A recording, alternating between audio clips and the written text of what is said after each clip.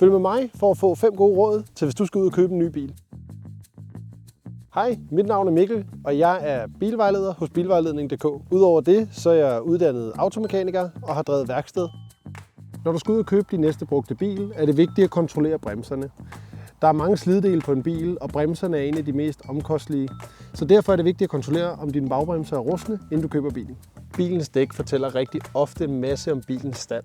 Hvis dækkene er slidt skævt, er der en stor sandsynlighed for, at der enten er en styretøjskomponent, der er defekt, eller bilen den er ude af sporing. En anden sur udgift, når man køber en ny bil, er forruden. Det er super vigtigt at kontrollere for stenslag og revner. Og husk at være rigtig grundig.